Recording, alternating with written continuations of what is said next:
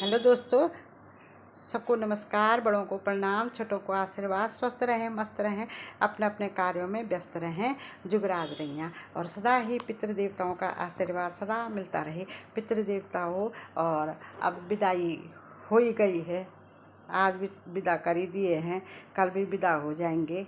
तो सबका आशीर्वाद मिलता रहे और पितृदेवता हो जहाँ भी रहो आप अपने अपने परिवारों में सदा अपना आशीर्वाद बना करके रखना।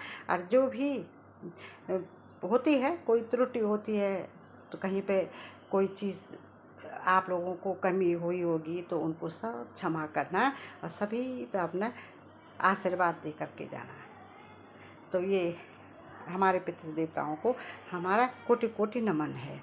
तो दोस्तों, मैं आज जरा गौ माता पे आप लोगों को बताना चाहती हूँ। गौ माता हमारे हिंदू शास्त्र में, सनातन धर्म में सबसे पहले गौ माता की ही पूजा की जाती है। चाहे आज का श्राद्ध होते हैं तो गौ माता का भी दान करते हैं, गौ माता की भी पूजा करते हैं। सबसे पहले गौग्रास ही देते हैं, कौवे को रखते हैं, गौग्रास देते हैं। गौग्रास देना तो बहुत ही ज़रूरी है हमारे सनातन धर्म में। कोई भी कार्य हो, सबसे पहले जैसे गणेश जी को पूजा जाता है तो वैसे गौ माता को भी पूजा जाता है। तो हमारे जो हिंदू शास्त्र जो कहलाते हैं तो गौ माता को सबसे ही पूजनीय, सबसे ही हमारी आदरणीय हमारी माँ गौ माता है। तो देखिए गौ माता क्या क्या हमारे है। देखो, गौ माता न होती तो क्या होता, गौ माता न होती तो क्या होता। गौ माता की जो है सिंगों की पूजा की जाती है। दोस्तों, सिंगों की पूजा आप लोगों को पता ही होगा। दिवाली पे गौ माता के सिंगों की तेल लगा करके और उसमें सुंदर सुंदर फूल, हजारी के फूल और गुलदावरी के फूल, उससे गौ माता के सिंगों की पूजा करते हैं, टीका लगा करके हैं और उनको पूजा जाता है। तो सबसे पहले तो गौ माता के सिंगों की पूजा होती है। अनमोल होते हैं सिंग, तो सिंगों से ही जो है हमारे रतन देवता निकले हैं। गौ माता के सिंग से रतन देवता निकले हैं और गौ माता के सिंगों की भी पूजा होती है। हर उस बार त्योहार में करते हैं, लेकिन दिवाली के टाइम पर गौ माता के सिंगों को खूब तेल लगाते हैं और उस पूजा करते हैं और फिर उनमें माला डालते हैं। पहला तो ये हो गया है। फिर गौ माता तो अनमोल ही है हमारे लिए ना। फिर उनमें से रतन देवता भी निकलते हैं, सिंगों में से रतन देवता निकलते हैं। और गौ माता के कान अनमोल होते हैं, गौ माता के कान अनमोल होते हैं। गौ माता के कानों में अपनी मनोकामना कह दो तो गौ माता ज़रूर पूरी करती है। और उसी में से काना देवता भी हुए हमारे। गौ माता के कानों से ही काना देवता हुए हैं और गौ माता के कान में कभी भी अपनी मनोकामना कह दो तो गौ माता ज़रूर पूरा करती है। जैसे पहले हम भी लोग जाते थे, दूध निकालने जाते थे तो कभी कभी लगता था पेपर कैसे होंगे, तो गौ माता के या छोटी बच्चिया के कान पे बोलते थे कि आज हमारे पेपर अच्छा करना, हमारा रिजल्ट अच्छा आना। तो इसमें भी गौ माता के देखो कान भी अनमोल हैं, उसी में से काना देवता भी हुए हैं। और गौ माता के जो हैं, जो काना देवता हुए हैं तो मनोकामना पूर्ण को ही तो काना देवता भी हो गए हैं। फिर गौ माता का जो मुखड़ा है, मुँह है, वो भी अनमोल है। तो गौ माता के मुँह से ही गंगा माता निकल रखी है, जो कि आज हमको सबको हमारी प्यास बुझा रही है, पूरे संसार की प्यास बुझा रही है। पशु पक्षी नर नारी सबकी ही प्यास बुझा रही है। तो गौ माता के ही मुख से जो हुई है गंगा की धार निकली है। गौ माता के मुँह से गंगा की धार निकली है, गंगा माता उत्पन्न हुई है गौ माता के मुँह से।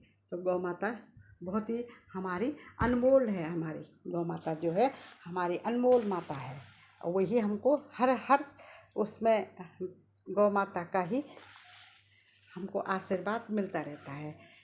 अब गंगा निकली तो फिर उसमें से हम लोग देखो पानी पी रहे हैं, सभी पी रहे हैं, पशु पक्षी सब।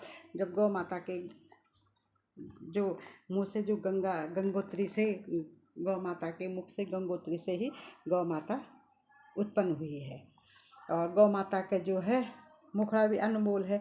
गौ माता का गोबर जो है, सबसे पहले गौ माता के गोबर से ही गणेश जी बने हैं। गौ माता के गोबर से गणेश जी बने हैं। तो हर कार्य में गणेश जी के जब पूजा होती है तो हर समय मूर्ति ले जाते हैं। गौ माता के गोबर से ही गणेश जी बनते हैं। उसमें दूर्वा लगा करके उनकी पूजा करते हैं। गौ माता के गोबर से ही पूजा करते हैं।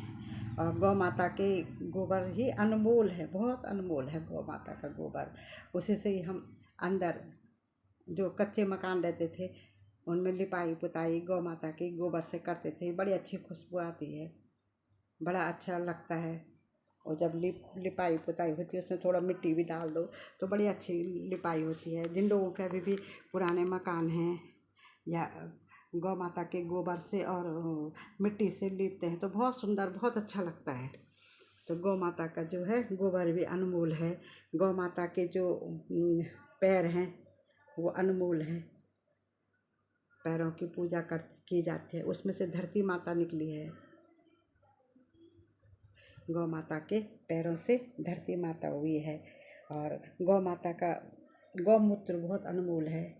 गौमूत्र से पंचगर्भ बनाया जाता है।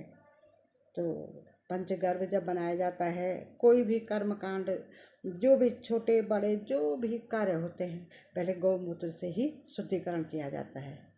उसमें दूर्वा डाल करके, फूल डाल करके और सब जगह छिड़काव किया जाता है। तो गौ माता का गौमूत्र बहुत ही ज़्यादा अनमोल है। उसको रखते भी हैं। हमने सुन रखा कार्तिक के महीने में गौमूत्र एक शीशी पर रख दो, बहुत अच्छा होता है। फिर बैसाख के महीने में गौमूत्र रख दो। और जनवरी में, ये 3 महीने हमने अपनी माँ से सुना है, वो रखती थी। तो तब हमको भी पता है कि गौमूत्र इन महीनों में रखना चाहिए। ये महीनों का गौमूत्र बहुत बढ़िया होता है। कभी भी थोड़ा सा ले लो, कभी पी लो, थोड़ा थोड़ा घर में छिड़काव कर लो। तो ये कार्तिक के महीने का और बैसाख के महीने का और जनवरी का ये गौमूत्र रखते थे। ऐसा सुन रखा है तो आप लोगों को मैं बता रही हूँ।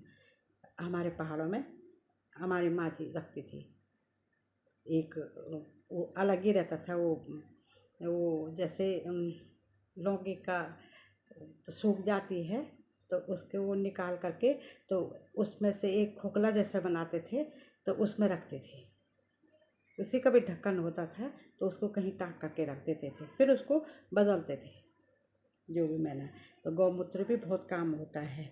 और गौ माता का जो जब कन्यादान होता है हमारे पहाड़ों में, तो जब कन्यादान कर देते हैं तो जब लड़की की विदाई से पहले तो गौदान करते हैं, गाय का दान। वो गाय भी बेटी के साथ जाती है। जैसे कन्यादान करते हैं वैसे गौदान करते हैं, ताकि तभी कहते हैं कि आज से लड़की चले गई है। और माँ बाप कहते हैं कि बेटा ये हमने गाय भी आपको दे दी है, क्योंकि गाय ही बैतरणी पार करवाती है, बैकुंठ को ले जाती है। तो इसलिए माँ बाप कहते हैं कि बेटा अब तुम जाओ। और उनका फिर हाथ कुछ नहीं होता है, क्योंकि बैतरणी पार बैकुंठ पार वही करवाती है। तो इसलिए वो गाय दे देते हैं। हमारे गढ़वाल में तो है, अब कहीं कहीं पर नहीं है, लेकिन हमारे यहाँ बिना, जब कन्यादान होता तो बिना गोदान के दान नहीं होता है, साथ में गोदान होता है। तो कन्या को कहते हैं कि आज से कन्या अब हमने दे दी है, हमारा अब कुछ नहीं है। तो इसलिए जब बेटी का कुछ होता है तो फिर माँ बापों का कहाँ होता है अधिकार, कुछ भी नहीं करते ना। तो इसलिए वो, क्योंकि वो गाय उन्होंने उस दिन दान कर दिया, उनके गाय के पूँछ को पकड़ करके सभी परिवारजन लोग सभी दान करते हैं। और पूँछ सहित ये पूँछ का पकड़ करके और वो दूल्हा दुल्हन के हाथ में दे देते हैं कि जाओ बेटी ये है। उस समय गाना भी जो मंगल गीत गाए जाते हैं बहुत अच्छे गाए जाते हैं, बहुत उससे रोना आता है। तो उस समय गोदान भी साथ में कर देते हैं, तो वो गाय लड़की के साथ चली जाती है और वो लड़की को दूध भी देती है, और बाद में उसकी बच्चियाँ बुच्चियाँ हुई तो वही लड़की को बैतरणी पार बैकुंठ धाम को ले जाती है। तो देखो कितने बड़ी चीज़ है, देखो सनातन धर्म में कितना अच्छा वो है गाय का। और जब कभी भी किसी पे कहते हैं कि कोई चीज़ कहीं बच्चा छलता है, कहीं भी होता है, कभी नींद नहीं आती है बच्चे को या कुछ, तो गाय के पूँछ से ही ऐसे ऐसे करके झाड़ते हैं तो वो सब चीज़ जो भी लगा रहता है तो वो भी ठीक हो जाता है। तो गौ माता हमारी ऐसी है। गौ माता का हर चीज़ देखो, दूध ही देखो, गौ माता का दूध निकालते हैं तो जो कोई बीमार रहता है, जो बच्चा दुबला पतला रहता है तो उसको दुधारी का दूध कहते हैं ना, दूध निकालते रहते हैं, बच्चे के मुंह में डालते रहते हैं, वो कितना पौष्टिक होता है वो। तो इसलिए गौ माता सबसे महान पूजनीय हमारी गौ माता है। और थोड़ा बहुत जो मेरे को सुना था मैंने वो आप लोगों को बता दिया है। और आपको पता है 33 कोटि देवी देवता भी गौ माता में है। तो इसलिए जो आज जो श्राद्ध पक्ष के अमावस्या का जो है तो वो गौ माता से ही होता है। आदमी जब हम लोग नहीं रहते हैं तो गाय को ही लाते हैं और गाय के पूँछ को पकड़ करके पूजा जो भी होती है शास्त्र अनुसार, और वो पूँछ पकड़ करके ही तब बैतरणी को कहते हैं इसने बैतरणी पार कर दिया है। तो गौ माता से ही सब पार होता है। तो थोड़ा बहुत जानकारी थी तो ये मैंने आप लोगों को दे दी है। कैसी लगी बताइएगा। हाँ।